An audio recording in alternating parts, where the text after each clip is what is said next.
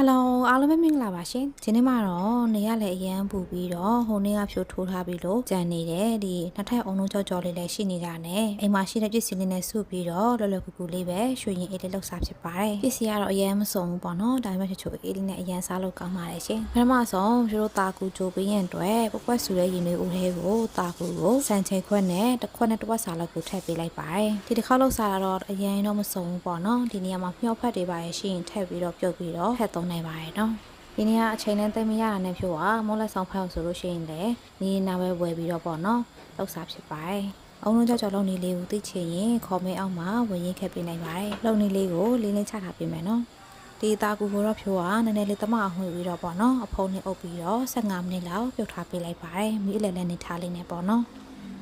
ပြုတ်သွားပေးလိုက်တာ15မိနစ်ပြည့်ပြီးတော့ခုလိုမျိုးလေးတာကူမျက်စိလိုက်ကြောက်ခါနေပြီဆိုလို့ရှိရင်တော့ပကံလေးနှလုံးထဲကိုညညတတလေးပေါ့နော်ခတ်ထုတ်ပေးလိုက်ပါမယ်ဒီဟာဖြိုခတ်ထုတ်တာကျတော့ဆိုးဆေးနဲ့ဆိုးမှဖြစ်တဲ့အတွက်ခတ်ထုတ်ပေးထားတာဖြစ်ပါတယ်ရှင်ဖူကာလာနဲ့ဆိုးမှပေါ့နော်အရောင်လေးဒီတစ်ခွက်ကိုကျတော့ဖြိုပါပန်းရောင်လေးသုံးပြီးတော့နောက်တစ်ခွက်ကိုကျတော့ဖြိုပါအပြာရောင်လေးသုံးထားပါတယ်ပြီးရင်တော့အားလုံးသမတော်အောင်မှွေထားပေးမယ်ပေါ့နော်ဒီအရောင်ကကျတော့ကိုကြိုက်တဲ့ရောင်သုံးနိုင်ပါတယ်နော်ဒီဖူကာလာဆိုးဆေးမရှိရင်လည်းမထည့်ဘူးဆိုတော့ရပါတယ်ရှင်ပြီးရင်တော့အဖုံးလေးအုပ်ပြီးတော့သူ့ကိုနောက်ထပ်7မိနစ်လောက်နှက်ထားပေးလိုက်ပါမယ်ဒီနေ့ကတော့အိမ်မှာရှိတဲ့ပစ္စည်းလေးနဲ့ပဲလောလောကူလောက်စားဖြစ်ပါတယ်ရှင်အရင်ကြီးတော့မစုံဘူးပေါ့နော်ပစ္စည်းတော့ဒါကူကိုအေးခဏရင်းနဲ့ရွှေရင်အေးရနို့ရီလေးကိုလာချိုးပေးလိုက်ပါမယ်ရှင်အရင်ဦးဆုံးကျိုးမဲ့အိုထဲကိုအုံလုံး250မီလီလီကိုထည့်ပေးလိုက်ပါတယ်ပြီးတော့နှုတ်စိန်380မီလီလီကိုထည့်ပြီးတော့ရေသက်300မီလီလီကိုပါထည့်ပေးလိုက်ပါတယ်ပြီးတော့တခြားထမင်းစားစုံနဲ့6စုံစားလောက်ကိုထည့်ပေးလိုက်ပါတယ်ရှင်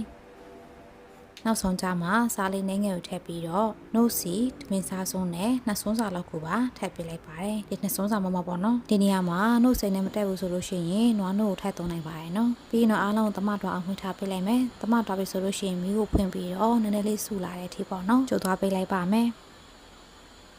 ဒီနေရာမှာတအားဆူတဲ့အထိကြိုးစရာမလိုဘူးပေါ့နော်နည်းနည်းလေးပူပြီးတော့ဆူလာပြီဆိုလို့ရှိရင်တော့ရပါပြီကျိုးသွားလိုက်တာနည်းနည်းလေးဆူလာပြီဆိုလို့ရှိရင်တော့ရတာမြည်ပေးလိုက်ပါမယ်နော်ဒီနေ့မှာအချိုးတွေပါတယ်လို့ရင်ထပ်ပေးနိုင်ပါတယ်ကျိုးဆိုလည်းဒီမှာတခြားနေငယ်ကိုထပ်ပေးထားတယ်ပေါ့နော်ကြရတာလည်းလုံးဝအဆင်ပြေပြီဆိုလို့ရှိရင်တော့ကျိုးတို့ဒီနှုတ်ရည်လေးကိုအေးခဏပေးလိုက်ပါမယ်ပြီးရင်တော့ဖြိုးခဏနှက်ထားတဲ့တာကူလာကြည့်ပေးလိုက်ပါမယ်တာကူလည်းမျက်စိလုံးဝပြတ်သွားပြီဆိုလို့ရှိရင်တော့သူ့ကိုရေအေးနဲ့3လေးရေလောက်ဆေးချပြီးတော့ရေစစ်ပေးထားလိုက်ပါမယ်ရှင်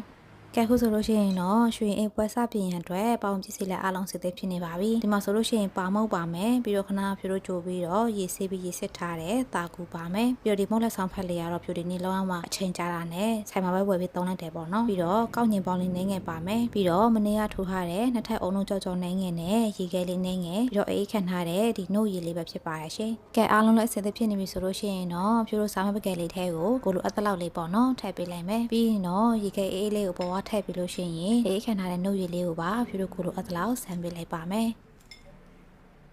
ကဲခုဆိုလို့ရှိရင်တော့ချိုအေးမှုလေးနဲ့အရန်ကိုစားလို့ကောင်းတယ်ဖြူတို့ရဲ့ရွှေရင်အေးလေးကတော့စားဖို့ဆက်သက်ချင်းနေပါပြီရှင်စားလို့လည်းအရန်ကောင်းပြီးတော့လုံနေလေးကလည်းအရန်လွယ်ကူတာမို့ဒီဗီဒီယိုလေးကအားလုံးအတွက်အဆင်ပြေမယ်လို့မျှော်လင့်ပါတယ်ရှင်ဒါဆိုဖြိုးရဲ့နောက်ဗီဒီယိုအသစ်တွေမှာပြန်ဆောင်ကြမယ်နော်အားလုံးပဲဘိုင်